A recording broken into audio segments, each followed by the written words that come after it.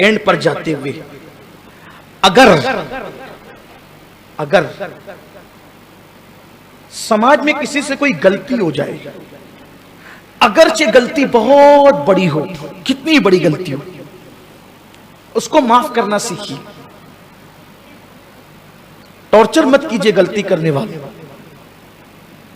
कोई कितनी बड़ी गलती, कितनी भी बड़ी कह रहा हूं गलती करे, उसको टॉर्चर नहीं करना, उसको माफ करना सीखो। मेरे आका अलैहिस्सलाम ने फरमाया तुम्हारा भाई अगर एक दिन में 100 बार गलती करे, उसको 100 बार माफ करो। अस्की हुजूर हम 100 बार माफ करें तो अल्लाह कितनी बार माफ करता है? आका फरमाते तुम्हारे यहां 100 की गिनती है, तुम जब जब गलती करते हो मेरा अल्लाह तुम्हें तब तब माफ करता है। माफ करना सीखो। और अगर कोई गलती करे तो लोगों के सामने उसको जलील मत करो, तू ऐसा तू ऐसा, तू इज्जत नफ्स का ख्याल करो। कोशिश करो सालेह तौर पे उसकी इस्लाह करनी। मेरे आका कैसे इस्लाह करते थे? कैसे इस्लाह का अंदाज क्या था? गलती करके आने वाला इधर खड़ा है और चेहरा मुबारक इधर होता था, कहते थे उस कौम का क्या होगा जिस कौम में ऐसी गलती करने वाले लोग मौजूद हैं। समझ जाता था इधर वाला बात किससे हो रही है, या तो टारगेट करते। खुद 50 गलतियां करके आया है, रात को पता नहीं रात कैसे गुजारी है, और आस्तीन चढ़ा के कहते तू तो ऐसा, तू अरे छोड़ यार। सैयदुल मासूमीन का तरीका क्या है? सैयदुल मासूमीन का तरीका क्या है? एक शख्स आता है, या रसूलल्लाह मैंने जिना किया है, मुझ पे हाथ लगाए। हुजूर ने बताया जा यहां से, तूने जिना नहीं किया होगा। जिसकी निगाह से खुदा की जात ना छुपी, उसकी निगाह से किसी के जज्बात और मामलात क्या छुप सकते थे? लेकिन सैयदुल मासूमीन कानून दे रहे, जा तूने नहीं किया होगा। वो कहता हुजूर मैंने जिना किया है। तो सरकार बताते तूने ऊपरा ऊपरी कुछ मामला किया होगा, जा यहां से। उसने कहा हुजूर मैंने जिना किया है, मुझे हद लगा के पाक कर दे। पता है क्या कहा? आका फरमाते हैं ये नशे में तो नहीं है, नशे में तो नहीं बकबक कर रहा है, गलत बात तो नहीं कर रहा है। लोगों ने मुंह सूंघा, नहीं हुजूर ये नशे में भी नहीं है। फरमाया इस पे पागलपन का दौरा तो नहीं पड़ता है कि पागलपन की वजह से ऐसा कर?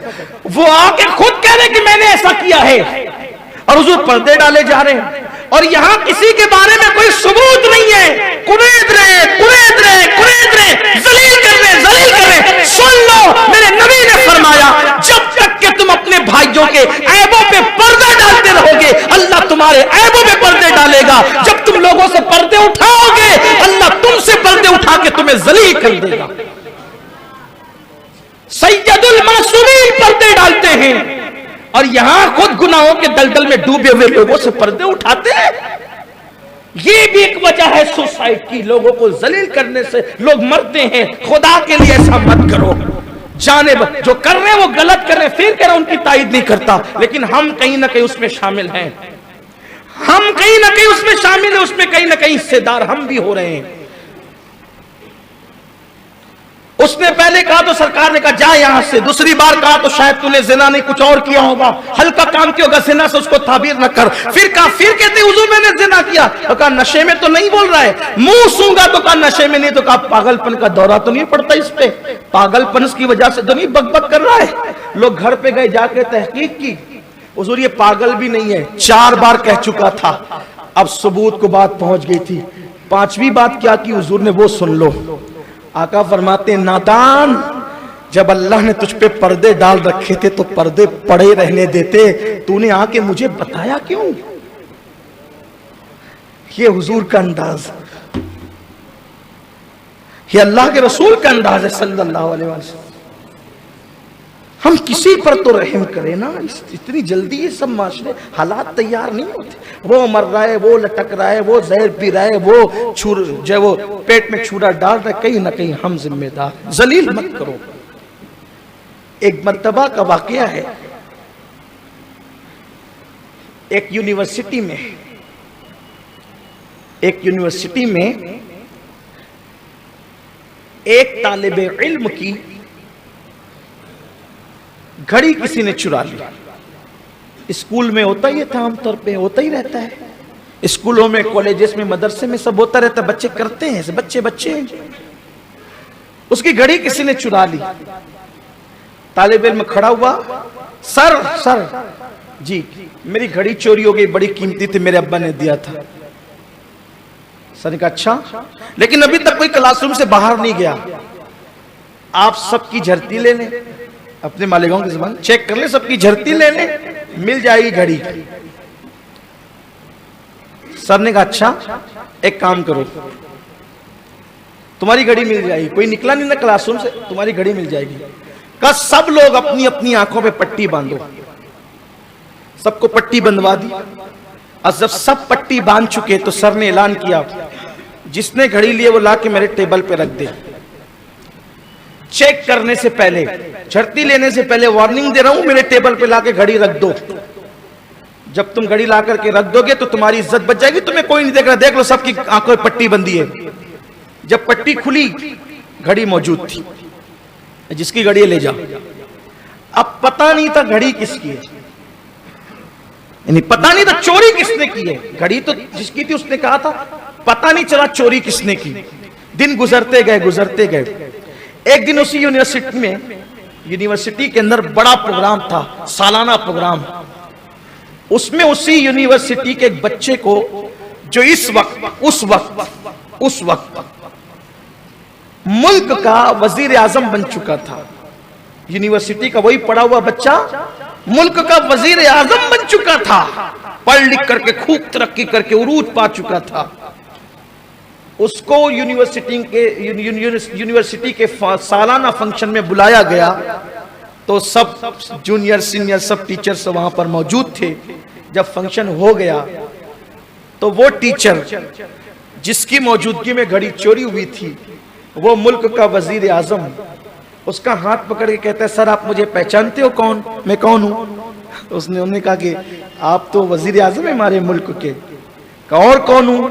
कहा कि हमारे साबिका तालिब इल्म स्टूडेंट हो, हमारे हमसे पढ़ चुके हो। कहा फिर कौन हूं? कहा बस इतना ही जानता, इससे ज्यादा तो नहीं जानता। कहा कि आपका मुझ पर बहुत बड़ा एहसान है, आपने मेरी जान बचाई है। आप लोग दिल के कानों से इसको सुन लें। सर आपने मेरी जान बचाई है, आप मेरे वो असातिज़ा में से हो जिसने मेरी जान बचाई है। अरे वजीर साहब आप ऐसी बात क्यों करते हैं? ये हिंदुस्तान का वाकया नहीं है, मैं बाहर की दुनिया की बात बता रहा हूं। आप ऐसी बात क्यों करते हैं? आप वजीर आजम, मैं आपकी जान कैसे, मुझे नहीं याद आता मैंने जिंदगी में किसी की जान बचाई। ध्यान से सुनना, मुझे नहीं याद आता मैंने जिंदगी में किसी की जान बचाई। आप कैसे कहते हैं कि मैंने आपकी जान बचाई? कहा सर एक बार आप यूनिवर्सिटी में पढ़ा रहे थे, एक घड़ी चोरी हुई थी। हाँ मुझे याद है, वो घड़ी चोरी हुई थी। घड़ी किसने चुराई थी आपको मालूम है? उन्होंने कहा मुझे नहीं मालूम। उन्होंने कहा मुझे नहीं मालूम है किसने चुराई थी। क्यों? क्योंकि जब मैंने सबसे पट्टी बांधने को कहा था तो मैंने भी अपनी आंख पे पट्टी बांध लिया था। मैं किसी का ऐब क्यों देखूं? मैं किसी का ऐब क्यों देखूं? मैंने पट्टी बांध लिया था। कहा सर आज बता देता हूं कि वो घड़ी चोर कोई और नहीं था, मैंने ही चुराई थी। और जब मैंने घड़ी रख दी थी टेबल पर, मैंने टेबल पे घड़ी रख दी थी, उस दिन मैंने दिल में इरादा किया था कि सर तो देख रहे होंगे, अब सर अगर किसी को बताएंगे और ये बात अगर यूनिवर्सिटी में ओपन हो गई तो मैं खुदकुशी कर लूंगा।